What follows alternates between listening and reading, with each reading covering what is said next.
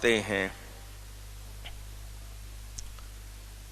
حضور صلی اللہ علیہ وسلم کا ارشاد کہ ہر بدعت گمراہی ہے اور ہر بدعتی جہنمی ہے۔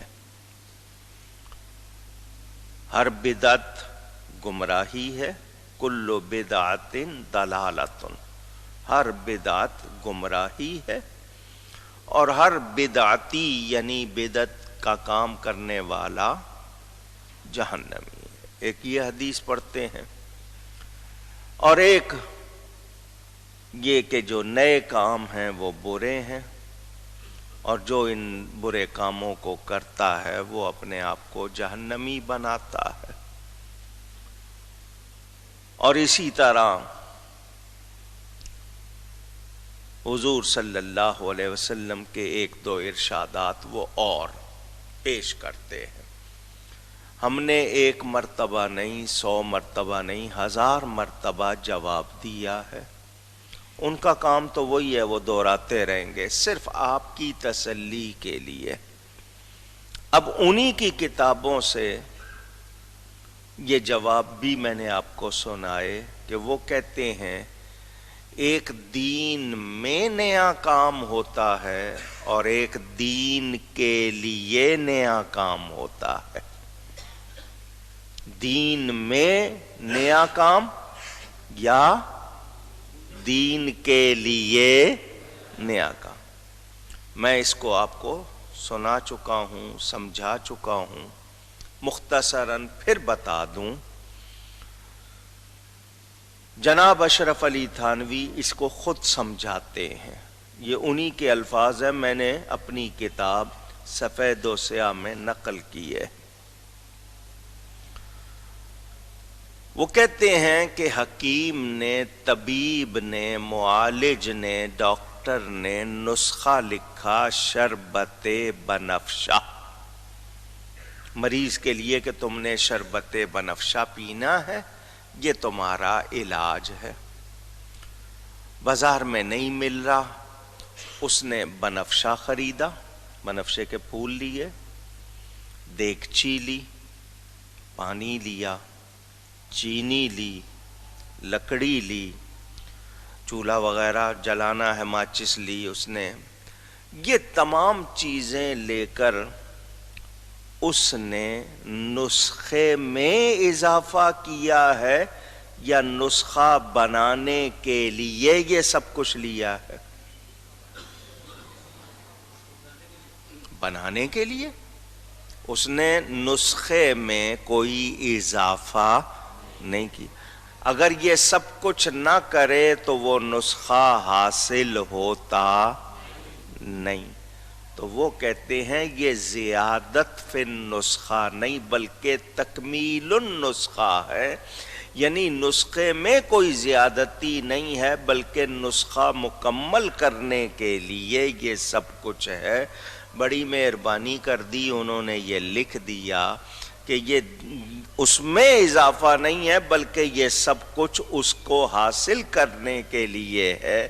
تو انہوں نے نام کیا رکھا کہ ایک ہے احداث فی الدین اور ایک ہے احداث للدین۔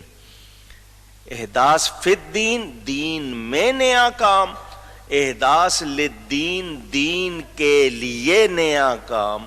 تو جب خود واضح کر دیا تو مجھے کوئی بتا دے کہ کسی سنی نے دین میں نیا کام کیا کیا ہے۔ اگر میں نے جھنڈے لگائے، چراغاں کیا، مجلس سجائی، شیرینی بانٹی، نعرے لگائے، جلوس نکالا، ان سب کا ثبوت دین میں موجود ہے، میں نے کون سا اضافہ کیا ہے؟ یا تو دین میں ان کا کہیں ثبوت نہ ہوتا، ثبوت موجود ہے۔ صحابہ نے جلوس بھی نکالا، جھنڈے بھی لہرائے، نعرے بھی لگائے، درود و سلام بھی پڑھا، تو اس کے بعد کہنا کہ کیا صحابہ نے منایا؟ تو جو ایسا کہہ رہا ہے پہلے پڑھ تو لو۔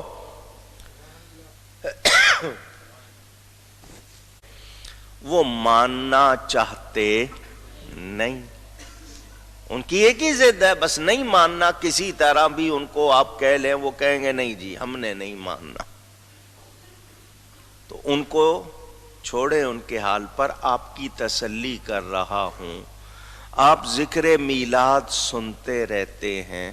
اب مجھے یہ بتائیں، یہ جتنے واقعات ہم سناتے ہیں یہ کتابوں میں لکھے ہوئے ہیں یا نہیں؟ حدیث کی کتابوں میں ہیں، سیرت کی کتابوں میں ہیں. تو لکھنا جائز ہو، پڑھنا جائز ہو، بیان کرنا کیسے غلط ہو جائے گا؟ سمجھ آ رہی ہے بات؟ بھئی لکھنا جائز، اس لکھے ہوئے کو پڑھنا جائز، بیان کر دیں تو کیوں ناجائز ہو جائے گا؟ وہ کیسے بدعت ہو جائے گا؟ جب لکھا ہوا ہے، چھپا ہوا ہے، تو میں اگر اس کتاب کا حوالہ دے کر بیان کر دوں تو وہ غلط کیسے ہو جائے گا؟ میں نے اس موضوع پر پوری کتاب لکھی ہے جس کا نام ہے اسلام کی پہلی عید. اس نام سے پوری کتاب ہے، انگلش میں بھی ہے، اردو میں بھی ہے.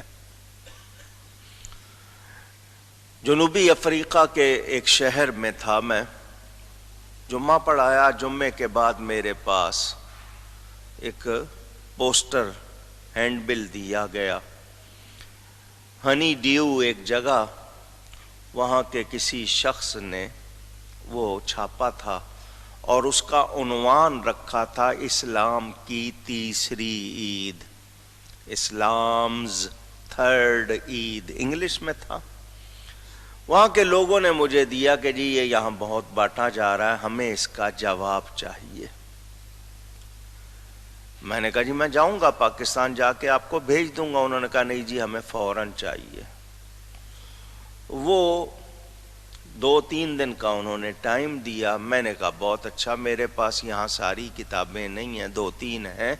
حوالے لکھنے ہوتے ہیں، زبانی لکھوں گا تو لوگ کہیں گے اپنی طرف سے لکھیے، کتابوں کا حوالہ دوں گا تو پھر ان کو سمجھ آئے گی. تو میں نے، گاڑی چل رہی ہوتی تھی کار، اور اس درمیان میں لکھ رہا ہوتا تھا.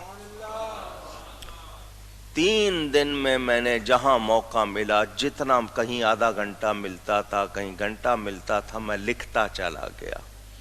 الحمدللہ میں نے 3 ہی دن میں اس کا جواب پورا کر لیا. یہ بات تحدیث نعمت کے طور پر سنا رہا ہوں، کوئی فخر نہیں ہے بلکہ نعمت کا بیان. 4تھے دن ڈربن شہر میں نے جا کر وہ دینی تھی، وہاں جو مولانا اکھاڑوی اکیڈمی کے جو ناظم ہیں ان کو دینا تھا کہ اس کو کمپوز کراؤ اور چھاپو. وہاں لے کے گیا ہوں. وہاں پہنچا، میں تھکا ہوا سفر سے جا کے لیٹ گیا. مجھے خواب میں حضور صلی اللہ علیہ وسلم کی زیارت ہوئی. اللہ،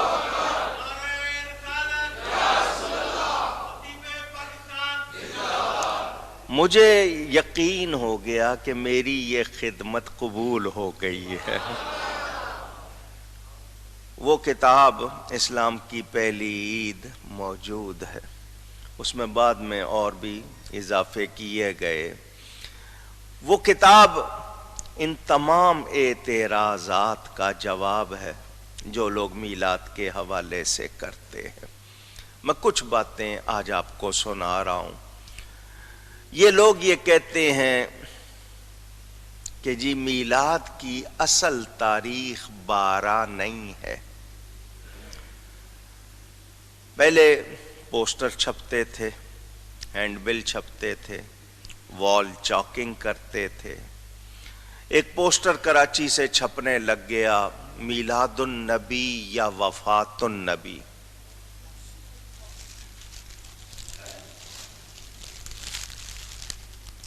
ہم نے اس کا بھی جواب دیا. انجمن حزب اللہ کے نام سے یہاں کیماڑی میں کچھ لوگوں نے، شرارتیوں نے، وہ بنائی تھی ایک تنظیم، اور اس کے تحت یہ پوسٹر لگنے لگ گیا. وال چاکنگ ہوتی تھی کہ دیکھو لوگوں میں بھی 12 وفات کا مہینہ مشہور ہے. 12 وفات کہتے ہیں تو 12 تاریخ وفات کی ہے، میلاد کی نہیں ہے۔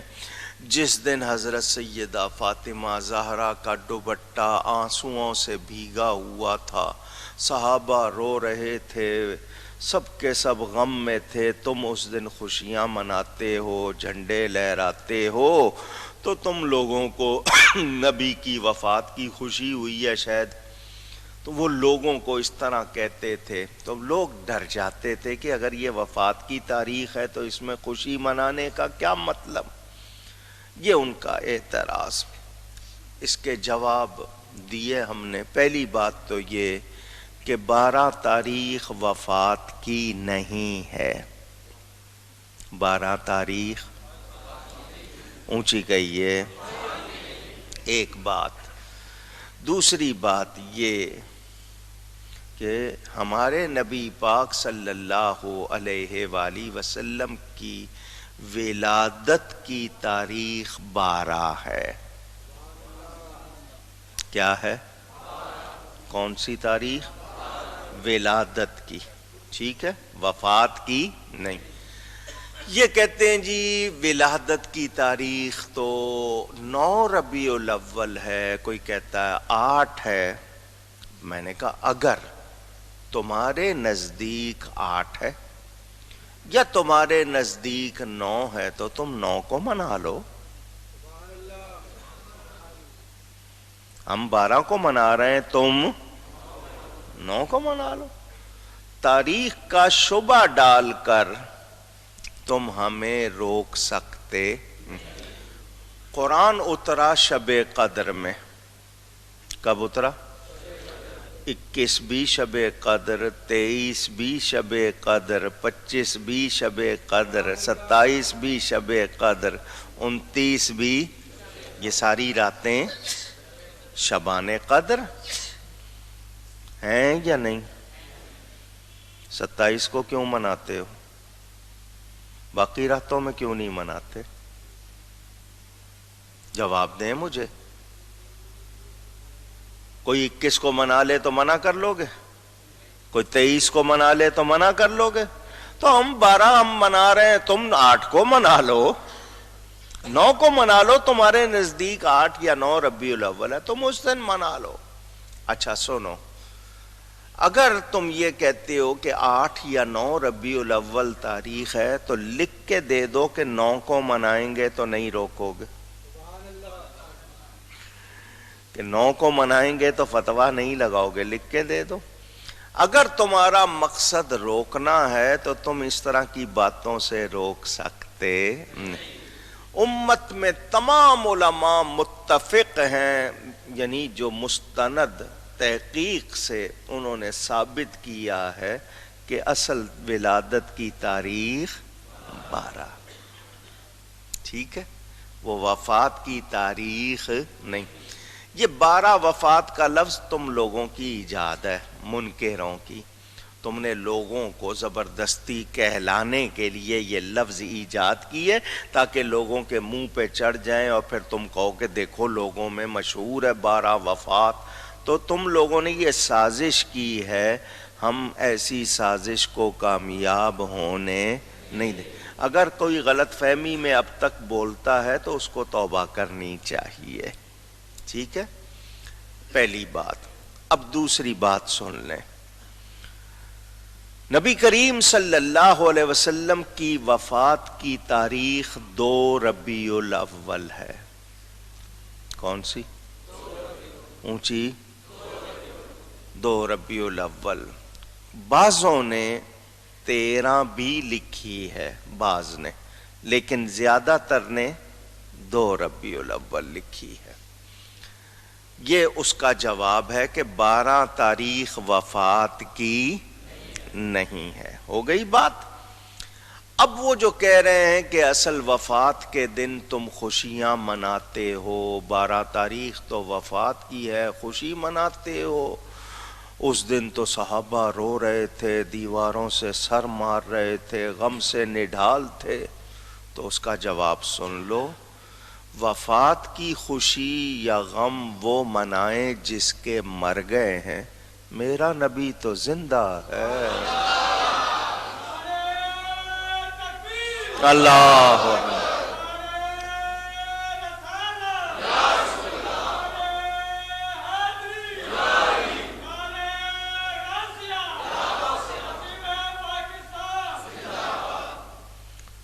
جو میرے نبی کو زندہ نہیں مانتا میں اس کو زندہ نہیں مانتا۔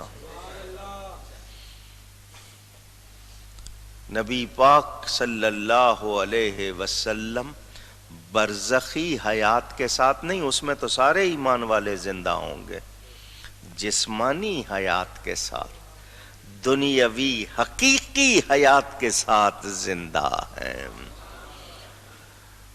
وہ اگر وفات پا جائیں اس طرح جس طرح یہ کہہ رہے ہیں مردہ ہو جائیں تو کوئی زندہ رہ سکتا نہیں۔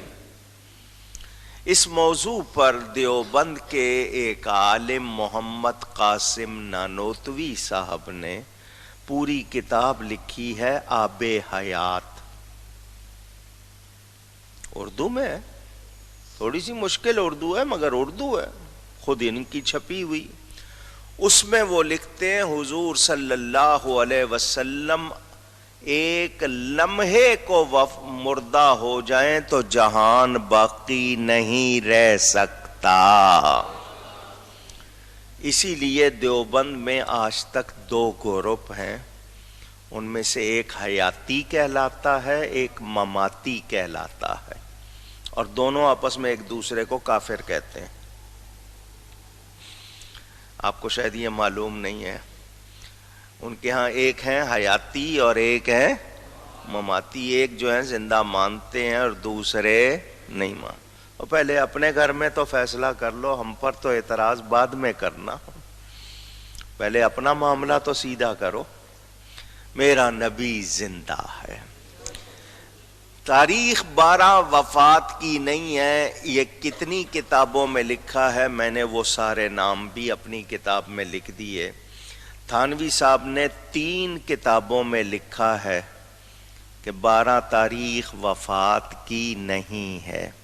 ان کتابوں کے نام بھی آپ کو چاہیے، افاضات یومیہ ایک کتاب، فتاوی امدادیہ دوسری کتاب، نشر الطیب تیسری کتاب۔ 3 کتابیں تھانوی صاحب کی خود گواہ ہیں کہ 12 تاریخ وفات کی نہیں ہے۔ تو تمہارے بڑے مفتی جن کو تم اپنا حکیم الامت بولتے ہو، حالانکہ تھے وہ مریض الملت، بولتے تم ان کو حکیم الامت ہو، انہوں نے لکھا ہے تو یا تو کہو انہوں نے غلط لکھا ہے، پھر ان پر بھی فتویٰ لگاؤ، اور اگر ان کو واقعی اپنا حکیم الامت مانتے ہو تو پھر ان کی بات مانو۔ شبلی نعمانی صاحب کی سیرت النبی کتاب بڑی مشہور ہے، اس میں انہوں نے 3 صفحے میں جدول بنائی ہے۔ کیسے کہ ایک حج حضور صلی اللہ علیہ وسلم نے حج کی فرضیت کے اعلان کے بعد منایا، حج ادا فرمایا۔ وہ حج ہوا تھا 9 تاریخ کو، یوم عرفہ 9 تاریخ کو تھی، جمعہ کا دن تھا۔ اس سے لے کر ربیع الاول تک، کیونکہ 11 ہجری ربیع الاول کو اگر وہاں سے چلیں ذی الحجہ سے تقریباً 3 مہینے کچھ دن، تو انہوں نے ان 3 مہینوں کی جدول بنائی۔ 29 کا گن لو ہر مہینہ 30 کا گن لو، 2 مہینے 29 کے گن لو یا 2 مہینے 30 کے گن لو، کسی طرح بھی پیر کا دن 12 ربیع الاول کو آتا نہیں۔ تو تمہارے بڑوں نے تو زور لگا کر کہا ہے کہ 12 تاریخ وفات کی نہیں۔ مقالات رحمت، مقالات رسول رحمت، ابوالکلام آزاد جو نہرو کا ساتھی تھا، پاکستان کا مخالف تھا، ابوالکلام آزاد، اس کی کتاب موجود ہے، تم نہیں چھاپی ہے، اس نے بھی یہی بحث لکھی ہے کہ 12 تاریخ وفات کی نہیں ہے، وہاں سے بھی گواہی مل گئی۔ جدید محقق ڈاکٹر حمید اللہ جو پیرس میں رہتے تھے، بڑا ان کو محقق مانا جاتا تھا، انہوں نے بھی یہی لکھا ہے۔ اردو دائرہ معارف اسلامیہ میں کہ 12 تاریخ وفات کی اونچی گئی ہے۔ تفسیر مظہری علامہ قاضی ثناء اللہ پانی پتی جو حضرت مرزا مظہر جانے جانا شہید کے خلیفہ اور مرید تھے، اپنے پیر کے نام پر اس تفسیر کا نام رکھا تفسیر مظہری، عربی میں ہے، اردو ترجمہ بھی انہی کا چھپا ہوا بازار میں ملتا ہے۔ اس میں بھی یہ لکھا ہوا ہے کہ 12 تاریخ وفات کی۔ میں نے اتنی کتابوں کے حوالے دے دیے، اور بھی ہیں، یہ تو صرف میں نے جھلکی دکھائی ہے، بڑے بڑے نام سنائے ہیں۔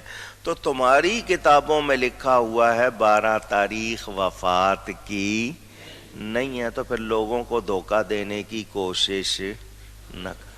ہمارا نبی زندہ ہے، ہم صرف 12 کو نہیں، ہم تو پورا سال میلاد مناتے ہیں۔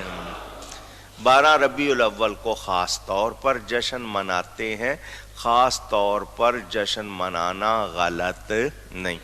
اللہ فرماتا ہے وَذَكِّرْهُمْ بِأَيَّامِ اللَّهِ، سورہ ابراہیم کی آیت نمبر 5۔